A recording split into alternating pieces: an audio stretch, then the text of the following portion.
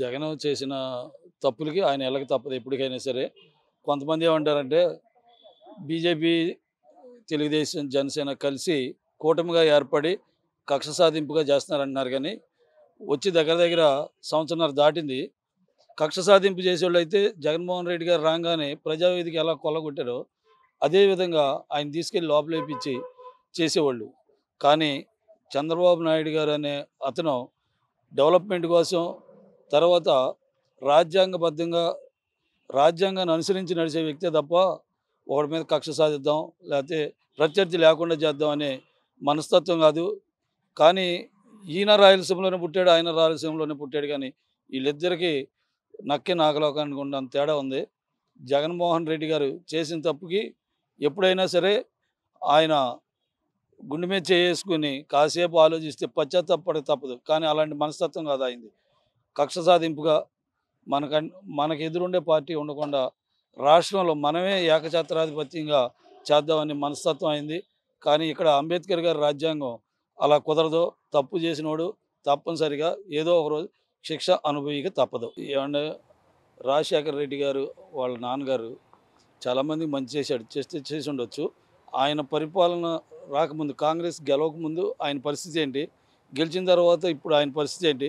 తర్వాత గత ప్రభుత్వంలో సీఎంగా చేసినప్పుడు పరిస్థితి ఏంటి? ఇప్పుడు పరిస్థితి ఏంటి? దాన్ని బట్టి ఆయన చేసిన పనులకి డైలీ పెట్టినా సరే చాలదండి.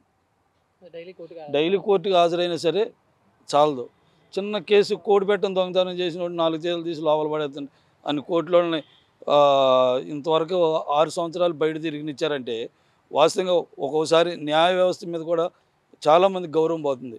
ఆ గౌరవాన్ని ఈ రోజు కన్నా కాపాడారని చెప్పి చాలా సంతోషంగా ఉంది. జగన్మోహన్ రెడ్డి గారు మంచి చేస్తే మంచి జరిగేది. తప్పు చేస్తున్నారు కాబట్టి కోర్టుకి వెళ్ళక తప్పదు. అది అనుభవించాల్సిందే. చంద్రబాబు నాయుడు గారిని ఇప్పుడు కూటమి గవర్నమెంట్ని అనడానికి వీలు లేదండి. కారణం ఏంటంటే 2014లో చంద్రబాబు గారు సీఎంగా ఉన్నప్పుడు కోపదారి కక్ష సాధింపు అయితే అప్పుడే సాధించుకోవాలి.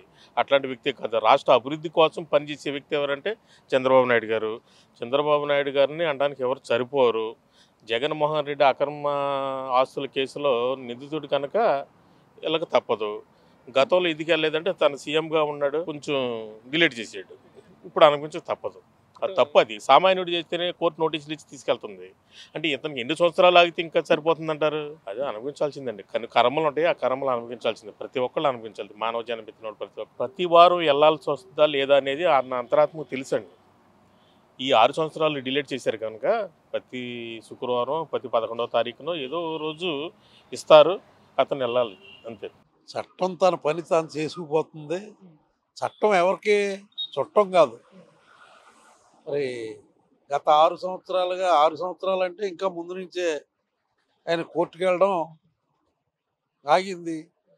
కానీ ఇప్పుడు ఆయన చీఫ్ మినిస్టర్ కాదు కనుక తప్పనిసరిగా కోర్టుకి అటెండ్ అవ్వాల్సిన పరిస్థితి ఉంది. వైసీపీ నేతలు ఈ రోజు విమర్శించేదంటే కూటమి ప్రభుత్వం ఉంది, కూటమి చేతిలో సిబిఐ ఉంది, అందుకే మా మీద ప్రెజర్ పెడుతున్నారు. కోర్టులని కూటమి చేతిలోనో లేకపోతే జగన్మోహన్ రెడ్డి గారి చేతిలోనో ఉండవు.